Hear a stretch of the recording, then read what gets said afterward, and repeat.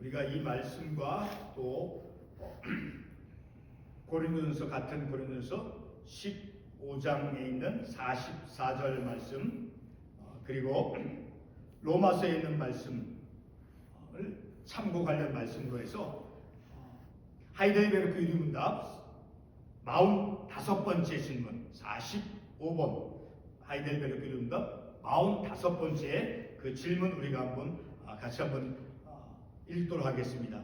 그리스도의 부활은 우리에게 어떤 유익을 줍니까?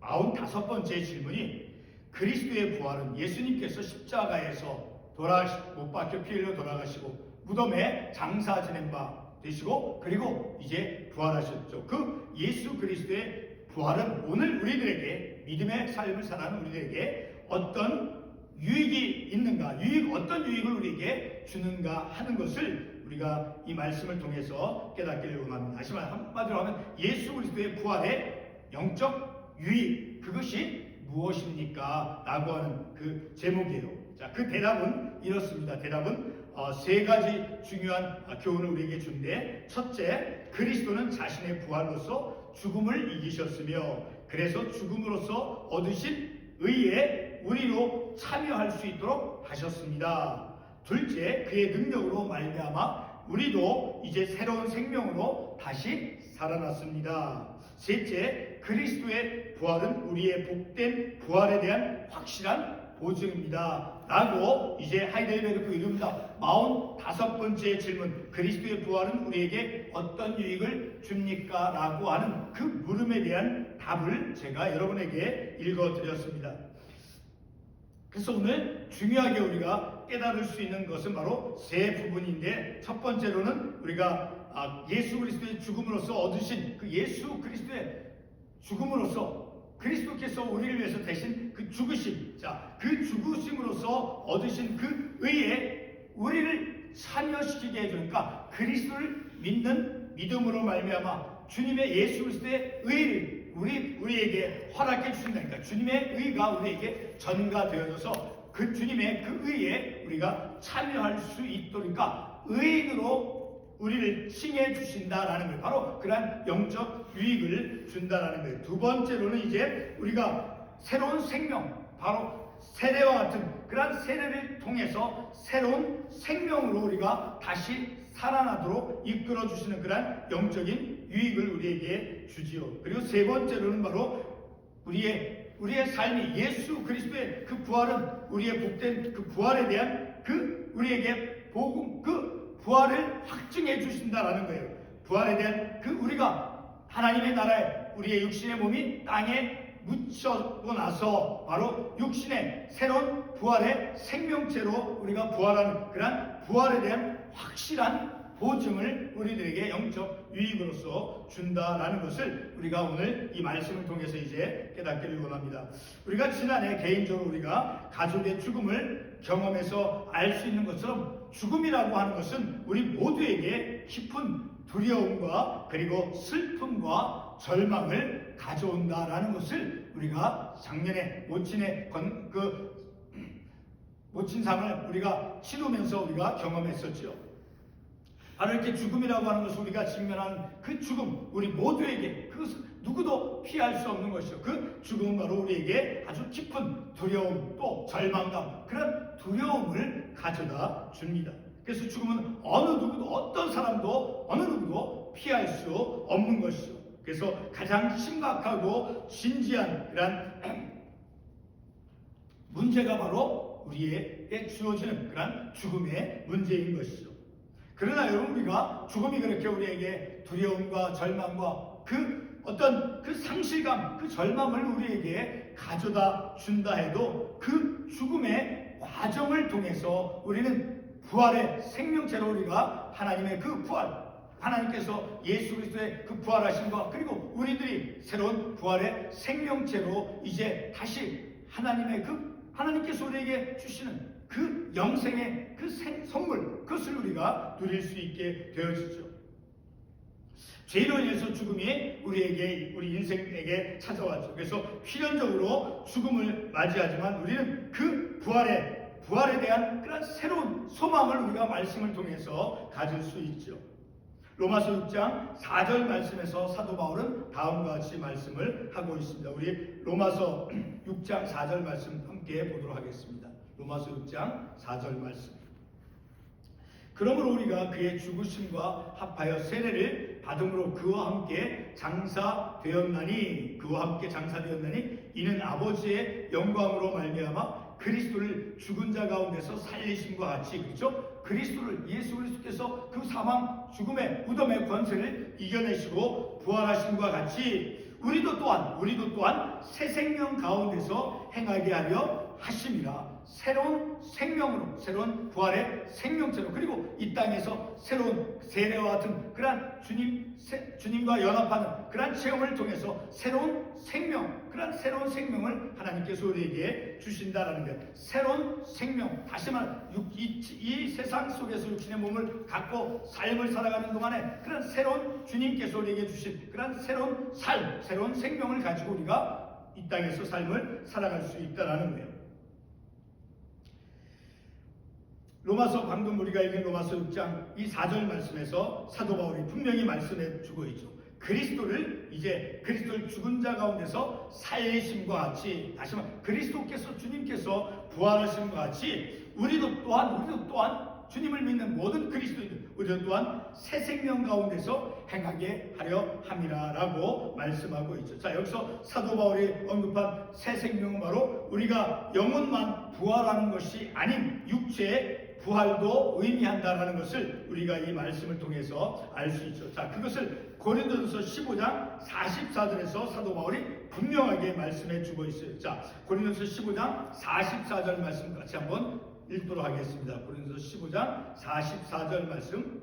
육의 몸으로 심고 신령한 몸으로 다시 살아나나니 육의 몸이 있은즉 또 영의 몸도 있느니라. 자, 이 사도 바울은 고린도서 15장 44절에서 부활한 그 영의 몸도 있다라고 분명히 말씀하고 있죠. 육의 몸으로 심고 신령한 몸으로 다시 살아나니 육의 몸이 있는즉 또 영의 몸도 있느니라. 우리 영혼만 부활하는 것이 아니라 우리 육신의 몸도, 자, 이 말씀에 의하면 영의 몸도 있느니라라고 분명히 말씀해 주고 있죠. 그러니까 이 구절에서 사도 바울이 말씀하고 있는 것이 무엇이겠습니까? 바로 하나님께서 인간의 부활 때에 바로 선물로 주실 그런 영원한 삶에는, 바로 영원한 그 삶에도 몸이 있다는 것을, 영원한 영의 몸도 있느니라 라고 말씀해주고 있죠. 영원한 삶에도 몸이 있다라는 것을 분명히 말씀해주고, 그러나 그것이 어떤 형체다라는 것을 우리는 이 말씀에서 우리에게 말씀하지 않죠. 그러나 우리 분명히 알 수 있는 것은 영의 몸도 있다라는 것을 우리가 이 말씀을 통해서 알 수 있다라는 것입니다. 바로 영혼의 부활과 함께 신령한 몸의 그 육체의 부활이 있다라는 것을 우리가 분명히 알 수 있습니다. 다시 한번 고린도서 15장 14절 말씀을 한번 읽어보겠습니다. 고린도서 15장 14절 말씀. 15장 14절 말씀.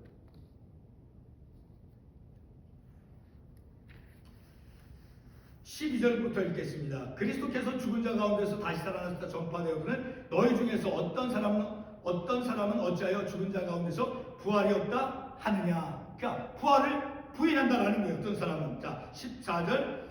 그리스도께서 만일 다시 살아나지 못하였으면 우리가 전파하는 것도 헛것이요 또 너희 믿음도 헛것이라. 계속해서 19절 말씀 건너뛰어서 읽어보겠습니다.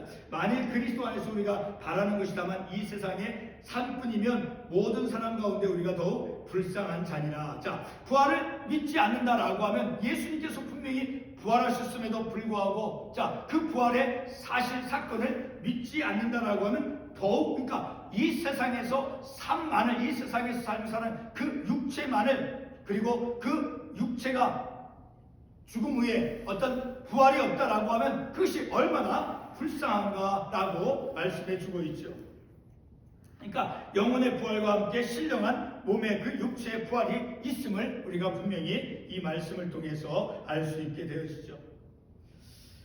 그러니까 하나님께서 인간에 구할 때 그 선물로 주시는 그런 영원한 삶에도 몸이 있다라는 것을 우리가 분명히 말씀을 통해서 알 수 있는 것이죠. 자, 그러면 예수 그리스도의 부활이 우리에게 어떤 영적인 유익을 주는가라고 하는 그 질문에 대한 답을 우리가 상고해 보도록 하겠습니다. 첫 번째 유익은 바로 우리로 하여금, 저와 여러분 우리로 하여금 예수 그리스도의 그 죽으심으로써 얻어진 그 의, 우리의 그 죄를 사해 주시고, 그리고 우리를 그 주님을 믿는 그 믿음으로 우리를 의롭다 여겨 주심을 통해서 그 주님의 의를 우리에게 전가시켜 주는 자, 그러한 주님의 그 의로움에 우리를 참여시켜 주신다라는 거예요.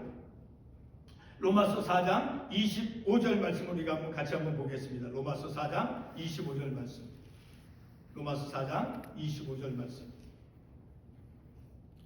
로마서 4장 25절 같이 한번 읽어보겠습니다. 예수는 우리가 범죄한 것 때문에 내줌이 되고 또한 우리를 의롭다 하시기 위하여 살아나셨느니라. 자, 예수 그리스도의 죽으심 그리고 그리스도께서 부활하심을 통해서 바로 우리에게 어떤 것을 하나님께서 선물로 주시는 것입니까? 바로 우리를 의롭다 하시기 위하여 살아나신, 바로 부활하심을 통해서 우리에게 그 주님의 그 의를 우리에게 주신다라는 거예요. 전가시켜 주신다라는 거예요. 그리스도를 믿음을 통해서 우리를 주님의 그 의로움의 의에 우리를 참여시켜 주신다라는 거니까 의롭다 칭해 주신다라는 의미죠. 바로 이렇게 부활의 목적이니까 부활이 가져다주는 그리스도의 부활이 우리들에게 가져다주는 그 영적 유익은 바로 우리를 주님의 그 의로움에, 주님의 의에 우리를 참여시켜 주신다라고 말씀하고 있죠. 자, 우리 예수님께서 고린도서 15장에서 주님이 의로움이 되신다라고 하는 그 말씀이죠. 우리 고린도서 1장 30절 말씀 제가 한번 읽어드리겠습니다. 너희는 하나님으로부터 나서 그리스도 예수 안에 있고 예수는 하나님으로부터 나와서 우리에게 지혜와 의로움과 거룩함과 구원함이 되셨느니라. 자, 이 말씀에 의하면 바로 우리 주님께서 의로움이 되어주신다라고 말씀하셨죠. 주님이 의로우신다라는 거예요. 바로 지혜만 될 뿐만 아니라 거룩함만 될 뿐만 아니라 구원함이 될 뿐만이 아니라 주님은 바로 의로우심이 된다라는 거예요. 바로 그 주님의 그 의로우심에 우리를 참여시켜 주신다라는 거죠. 그 주님을 믿음으로 말미암아 주님의 의를 우리에게 우리가 의로운 것이 아니라 우리에게 그 주님의 의로움을 전가시켜 주신다라는 거예요. 바로 그래서 우리가 주님의 의로움에 참여하게 되어지는 그러한 영적 유익을 우리에게 가져다 준다라는, 바로 예수 그리스도의 부활하심의 그 사건이 우리들에게 주님의 그 의로움에 참여할 수 있도록, 그러니까 우리를 의롭다 칭해 주시는 그 주님의 의에 우리를 참여시켜주는 그런 영적 유익을 우리에게 가져다 준다라는 것을 우리가 이 말씀을 통해서 알 수 있게 되어지죠. 예수님께서 왜 살아나셨습니까? 또 한 가지 질문, 예수 그리스도의 부활하심으로 우리에게 어떤 영적 유익을 가져다 주셨습니까? 라고 우리가 물을 수 있어요. 자, 그것은 바로 예수 그리스도의 죽으심을 통해서 우리가 지금 그 우리의 그 범죄가 사함을 입죠. 그리고 그의 부활하심을 통해 우리를 의롭다 하심을 얻게 해 주시기 위함이다 라는 것을 우리가 말씀을 통해서 알 수 있죠. 자, 우리를 의롭다 해 주시기, 우리를 주님의 그 의로움에 참여케 해 주시기 위해서 우리를 의롭다 여겨 주실 수 있는, 자, 그것에 주님의 의로움에 우리를 참여시켜 주신다라는 거예요. 바로 예수 그리스도의 부활이 가져다 준 영적 유익이 된다라는 거니까 이 얼마나 소망적인 그러한 사건입니까? 여러분, 우리의 죽음의 문제는 결코 두려워하거나 절망적인 문제로만 우리에게 다가오는 것이 결코 아니다라는 것을 우리가 말씀을 통해서 알 수 있게 되어지죠. 부활의 새로운 생명체로, 다시 말해서 곧 신령한 몸으로 우리를 인도해 주죠. 예수 그리스도의 부활을 믿는 신앙은 바로 하나님과의 그 새로운 관계 속으로 우리를 이끌어 주지요. 다시 말해서 우리를 범죄한 것에서 이제 그 죄를 사해 주시고 그 범죄한 것으로부터 사함을 입게 해 주시고 그리고 우리를 의롭다 해 주신다라는 것이죠. 바로 예수 그리스도의 의를, 주님의 그 의로움을 우리로 하여금 입게 해 주신다는 거예요. 전가시켜 주신다라는 거예요. 두 번째 유익은 바로 예수 그리스도의 그 부활의 사건과 부활의 능력은 바로 우리를 새로운 생명으로 다시 살아나게 하신다라는 거예요. 자, 그것을 우리가 어떻게 알 수 있습니까? 로마서 6장 4절 말씀 한번 같이 한번 읽어보겠습니다. 로마서 6장 4절 말씀. 아까 읽었지만 다시 한번 읽어보겠습니다. 그러므로 우리가 그의 죽으심과 합하여 세례를 받음으로 그와 함께 장사되었나니 이는 아버지의 영광으로 말미암아 그리스도를 죽은 자 가운데서 살리신 같이 우리도 또한 새 생명 가운데서 행하게 하려 하심이라. 자, 그리스도를 죽은 자 가운데서 다시 가운데서 살리신 같이 주님의 그 부활하심을 통해서 우리에게 주는 영적 유익, 그것은 바로 우리가 새로운 생명 가운데서 주님이 주시는 그런 참된 삶, 참된 믿음의 삶을 살아가는 그런 참된 그런 새 생명을 가지고 삶을 살아가도록 우리를 이끌어 주신다라는 거예요. 바로 이렇게 예수 그리스도의 부활을 믿는 신앙은 바로 하나님과의 그런 새로운 관계 속으로 이끌어 준다라는 것을 우리가 말씀을 통해서 알 수 있게 되어 있습니다. 다시 말해서 우리를 범죄한 것에서부터 우리를 사해 주시고 우리의 죄를 사해 주시고 그리고 우리를 의롭다 해 주신다라는 것입니다. 그러니까 예수 그리스도의 그 의로움, 고린도서 1장 3절에서 우리가 확인했듯이 주님의 그 의로움에 우리를 참여케 주신다라는 거예요. 다시 한번 로마서 6장 4절 말씀 함께서 읽어보면 그리스도를 죽은 자 가운데서 살리심과 같이, 그러니까 주님의 부활하심으로 말미암아 우리도 또한 새 생명 가운데서 행하게 하려 함이라. 그러니까 우리가 새로운 생명, 그것은 바로 이 땅의 삶을 살아갈 때는 새로운 믿음의 삶을 살아가는 거예요. 바로 그 새 생명 가운데서 행한다라는 것은 바로 사도 베드로가 베드로전서 3장 21절에서 말씀한 것을 통해서 우리가 더 분명히 알 수 있어요. 자, 새 생명 가운데서 행하게 하려 함이라라고 하는 그 말씀을 베드로전서 3장 21절의 말씀을 통해서 알 수 있게 되어져요. 자, 베드로전서 3장 21절 말씀 한번 찾아가 보겠습니다. 베드로전서 3장 21절 말씀. 베드로전서 3장 21절 말씀 같이 한번 읽어보도록 하겠습니다. 물은 예수 그리스도께서 부활하심으로 말미암아 이제 너희를 구원하는 편이 곧 세례라. 이는 육체의 더러운 것을 제하여 버림이 아니요 하나님을 향한 선한 양심의 간군이라. 자, 그리스도께서 부활하심으로 말미암아 중반 부분은 생략하고, 자, 하나님의 선한 양심의 간군이라. 자, 새로운 생명, 새로운 생명을 가지고 삶을 살아간다는 것을 우리가 베드로전서 이 3장 21절 사도 베드로의 말을 통해서 우리가 이해를 할 수 있는 것, 바로 하나님을 향한 선한 양심을 가지고 삶을 살아가는 것이 하나님께서 우리에게 주신 새 생명을 가지고 이 땅에서 삶을 살아가는 그 구체적인 모습이다라는 거예요. 그러니까 하나님의 선한 양심, 바로 그 하나님의 그 선한 양심을 지닌 것이 곧 새 생명이다라는 거예요. 그런데 하나님의 선한 양심이 무엇입니까? 우리가 이것을 히브리서 10장 22절에서부터 25절까지의 말씀을 통해서 우리가 알 수 있어요. 히브리서 10장 22절에서부터 25절까지 우리 말씀 한번 보겠습니다. 히브리서 10장 22절에서부터 25절 말씀 같이 한번 읽어보겠습니다. 히브리서 10장 22절에서 25절 말씀.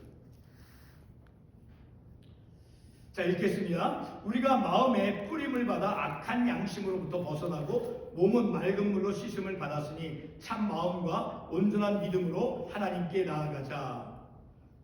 23절, 또 약속하신 이는 미쁘시니 우리가 믿는 도리의 소망을 움직이지 말며 굳게 잡고. 24절, 서로 돌아보아 사랑과 선행을 격려하며. 25절, 모이기를 패하는 어떤 사람들의 습관과 같이 하지 말고 오직 권하여 그날이 가까움을 볼수록 더욱 그리하자. 자, 새로운 생명을 갖고 삶을 살아가는 것, 그것은 곧 하나님의 선한 양심을 가지고 삶을 살아가는 것과 동일한데, 바로 그 하나님의 선한 양심을 갖고 삶을 살아가는 그 삶의 구체적인 모습을 우리가 히브리서 이 말씀을 통해서 알 수 있는 거예요. 자, 그 말씀 다시 보면 우리가 마음에 뿌리면 악한 양심으로부터 벗어나고 악한 양심을 버리고 하나님의 선한 양심을 가져서, 그래서 참 마음과 온전한 믿음으로 하나님께 나아가는 삶을 살아가는 거예요. 자, 그렇게 하나님께 나아가는 삶은 동시에 또 어떤 구체적인 모습을 갖고 살아가는 것입니까? 23절에서 자, 우리가 믿는 도리의 소망을 움직이지 말고 굳게 잡고, 그러니까 그리스도에 대한 그 소망, 그것을 굳건히 잡고, 그리고 이 세상 속에서, 사회 속에서 어떻게 삶을 살아가요? 서로 돌아보아 서로 돌봄과 그리고 사랑과 선행을 격려하면서, 그리고 모이기를 패하는 그런 어떤 사람들의 습관과 같이 하지 말라라는 거예요.